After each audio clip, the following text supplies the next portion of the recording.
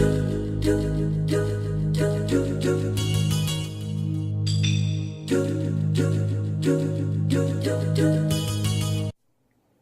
guys, Jarrod here, and I'm going to talk more about the PlayStation 4 and the Xbox One. Both systems have been out for about 3 weeks now, give or take. The PlayStation 4 is nearing the month, and the Xbox One is nearing the 3 weeks. So I'm going to start with the PlayStation 4 because, well, it came out first, and I've been using it a little bit for a little bit longer. So, I mean, my initial impressions pretty much are still valid in a lot of different ways. I really like both the Xbox One and the PlayStation 4 controllers. At first, the Xbox One controller, like I mentioned, I'm giving you all the fingers, sorry about that, was the fact that I found the sticks were a little bit out, a little bit longer. Now I don't notice it at all. Like I said, I said during my initial impressions that, you know, certain things would change, it might grow on me and what have you. One nasty thing I've noticed is, I don't know if you'll be able to see that. This thing collects skin cells as you play because of the way the analog stick, it sort of like goes in, just a tad here. It's always white. It's really nasty, so I have to clean that like all the time. I don't really know why. It looks awful. It's not sweat or anything like that. It's actually skin from your fingers. But anyways, I'm jumping all over the place. Let's get back to what I was talking about. So we'll start with the PlayStation 4. This is definitely a marked improvement. Like I mentioned when I talked about the controllers over the DualShock 3, I absolutely love this controller. I've been using it now for almost a month. Only thing I don't like is the internal battery doesn't last as long as the DualShock 3, mainly because of that bad boy right there. I'm really hoping that in a firmware update, they allow us to actually shut that off, because if we could remove the light, which no games are really using. I mean, Killzone uses it to just pulsate a different color and whatnot, but it's nothing serious, you know? So I'm hoping that they can get rid of that, just mainly so that it can conserve battery power, but also because if you're playing this late at night with no lights on, this is actually a little bit distracting, because if it's blue, for example, it shines the whole area around you blue, and you're looking at TV and you get this like blue glow under you. It's a little annoying, okay? Main things with the first-party games, I've played 4 games on there, 5, the 5th one just a bit, which was Assassin's Creed. I just wanted to just compare and contrast it to the PlayStation 3 version. But I played all the first-party stuff. I've played the big 4 games, which were Resogun, Contrast, Killzone, and Knack. By the time this goes up, I don't think you will have seen all the different reviews. They're in the queue. They're all done. They're just waiting to go up. And I'm not disappointed. I'm really not disappointed in the actual games themselves. It's just that there's no real like killer app yet, if you will.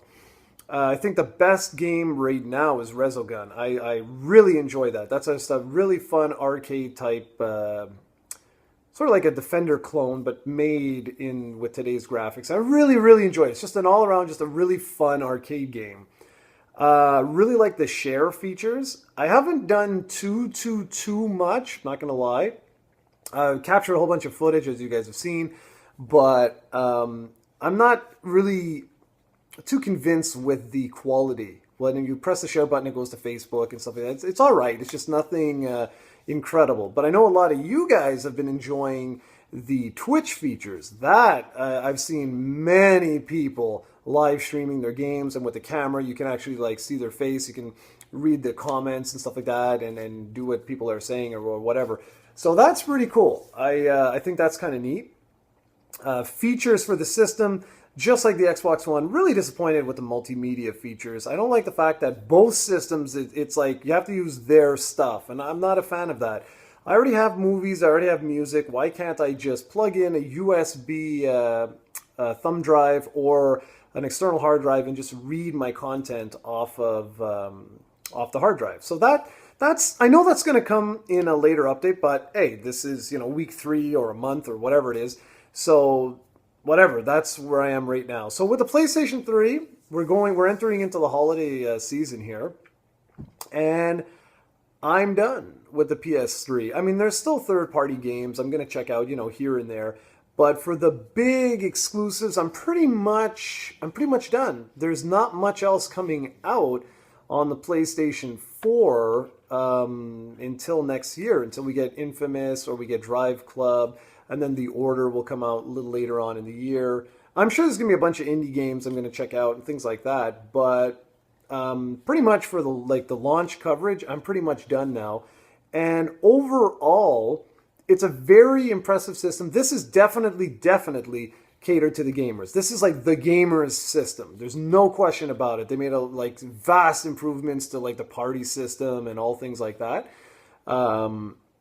Just even the user interface, it's out of the way. It's super simple, maybe too simple, but the point is, it's just you want to get in your game, boom, you're in your game, play.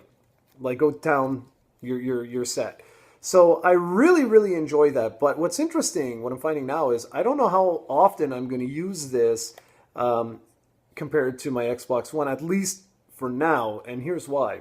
With the Xbox One, I didn't like the user interface. I'm still not keen on the user interface. It's because the main dashboard, it keeps your active or your recent apps open. So it's got the Metro design. So your little squares slowly move down, move over, and then disappear. What's nice is you can customize. If you go all the way to the left-hand side, you can actually lock in or pin different apps that you use frequently or all the time or what have you. And I like that. That's cool. Also, the controller now is perfect. The only thing I'm not 100% that I don't love is the fact that there's AA batteries in there. I've never been a fan of that. I much prefer just having a cord go from the controller into the console to charge it. I already mentioned the weird thing with the skin cells there. Love the D-pad though. So they did make a very big improvement on the D-pad. Played a little Killer Instinct, and yeah, so I really like the D-pad. Like Steven keeps telling me, the real test will be when something like Contra is released or what have you. But again, both controllers, I think this generation they're interchangeable. They're fantastic. They feel great, absolutely great. Now with the Xbox One, I'm not totally done yet with the coverage. By the time you see this, you will already have seen Dead Rising 3. I've already captured a whole bunch of footage for Rise. I'm waiting. Steven's going to do the voiceover for that one. What else have I done? I've got Crimson Dragon is the next one that I'm working on right now as you watch this. Killer Instinct is also going to be going up. And then, yeah, Forza. Forza is the other one that I'm going to deal with. But I don't know. I don't know if I really feel like buying that or not. I just got Gran Turismo 6, so I might pick up Forza and then do a comparison and show you guys different things. We'll see.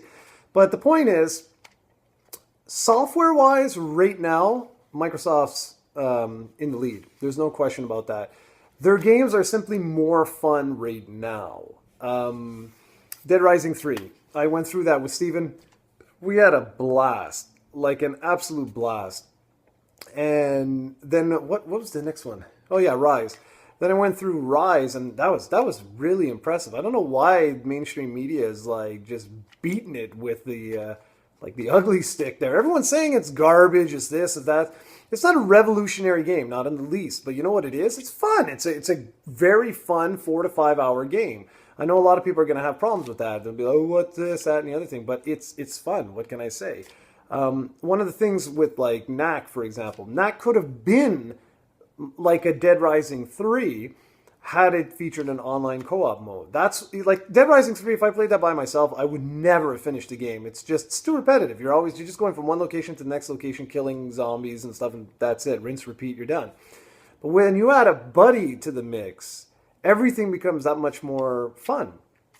The silly clothes you can wear, the fact that you can walk up and take a crowbar and smash your friend over the head, just things like that. And that could have been something like that, not as exaggerated with all the different silliness, but it at least could have been more interesting, because it too is a very repetitive game, and it could have been more if a friend could have just joined in. And then Killzone, as gorgeous as it is, they made some really odd development choices, like I mentioned in the review. Some of those 0G missions were okay, but they just weren't amazing. And the fact, like, sometimes you could get lost just trying to figure out, like, where you had to go. Just weird little technical things that prevented it from being like a wow type of game. But there were definitely wow experiences. But now I think it's mainly because I've already covered all the PlayStation stuff, that now I feel like going into the holiday season, I pretty much got nothing else for PlayStation, so I'm going to focus primarily on the Xbox One. So we're looking at, like I said, I got Crimson Dragon left and I've got Killer Instinct left. Those are the two big ones that I personally want to cover. And then we'll see what happens with Forza, where we go from there. Excuse me. So overall, I think I'm starting to like the Xbox One more so than I thought I would at this point in time. I still really don't like the multimedia features, just like I mentioned with the PlayStation 3. Its Blu-ray player is horrendous. The PS3, PlayStation 4. The PlayStation 4 is at least is much better. Like it feels like a fully featured Blu-ray player, whereas the Xbox One, it's almost like they just slapped it in there for whatever reason. It doesn't, I don't know, it just doesn't feel like a robust Blu-ray player. But like I say, in terms of games, right now, I think I'm having more fun now with my Xbox One just in terms of games. And that's mainly because, like I say, they're all like co-op enabled, or maybe it's just because, like my buddy Steven there, maybe it's just because he's got his Xbox One and he doesn't have a PlayStation 3, so we're always yapping through the Xbox One. Could be that simple. But whatever the case may be, the thing is, do I like one more than the other? No, I do not. Not yet. It's simply the circumstances of why going into the holidays, odds are I'll be using my Xbox One more so than my PlayStation 3 because I've already covered all the stuff for the PlayStation 3. But I had a couple of people ask me how are the consoles holding up in just their own right. Well, right now with the PlayStation 4, I'm not sure if I keep saying PS3, probably knowing me. But with the PS4, I think it's a really well-designed machine. So far, I've heard reports of people like having like it sounds like a jet engine is taking off and stuff like that. I don't have any of that stuff. Mine is nice and quiet. It does heat up. There's no question about that. I like the way it looks. I like the way it plays. I like the interface. I'm just hoping that we can get more games. It needs more games. It feels like the ultimate gamer's console with no games, if that makes any sense.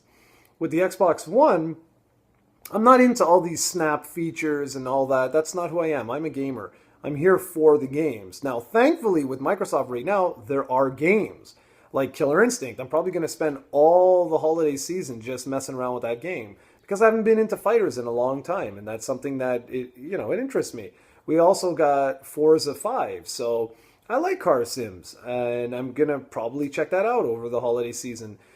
And, it's just, it feels like there's definitely games there that were designed for gamers, but Microsoft's focused so heavily on all the other stuff and made some really bizarre decisions. Like, for example, how party chat defaults to volume off. Who the hell made that decision? That makes no sense. So you invite your friend and then you have to turn on the volume? It's so odd. But I got to give Microsoft. They did a good job with the build quality on the Xbox One. They really, really did. It sounds great. You don't hear a damn thing. It runs cool. The external power supply may have been a very good idea in that case. If either one of these two systems is going to overheat, it's definitely going to be the PlayStation 4 because the internal power supply is, internal. So yeah, those are my, I guess, I don't know what you'd say, like 1 month later type of thing of where I stand right now with both platforms. I think both really do have a lot of potential. Right now, Microsoft's probably in the lead in terms of games. That's it. It's just because they have a couple of more games that are exclusive, and it's just the quality is there, for some of these titles. Sony, their exclusives are good. They're not bad. It's just that for me, they're not quite as interesting as what Microsoft's offering right now. But both of these pale in comparison to this bad boy right here. Going to be doing a video on this very soon. Listen to those micro switches, baby. I'm very excited about this. This is made of wood. It is a wood arcade stick. And it's made by, can you even see that? Probably not. It's made by Analog Interactive. This is mahogany, and it is absolutely stunning. Should smell this. It's got 5 or 6 coats of lacquer on it, and it is part of my consoleized MVS, which I'm going to be doing a separate video about probably in the next couple of days or so. I'm going to do an official unboxing of it, show you guys some games, things like that. This is the reason why I wanted to really get into Killer Instinct and fighting games. I want to get back into that scene for a little bit because my consoleized MVS is finally here. So this is very, very exciting. I mean, this is a thing of beauty, guys. There's some real love went into designing this thing. But like I said, I'm going to do a totally separate video on this in the next couple of days or so. We'll see what's up. So anyways, that's a long video. If you made it through the whole thing, thank you very much for watching. And if not, well, thanks for at least tuning in. All right. Take care, guys. I'll be back soon with another video.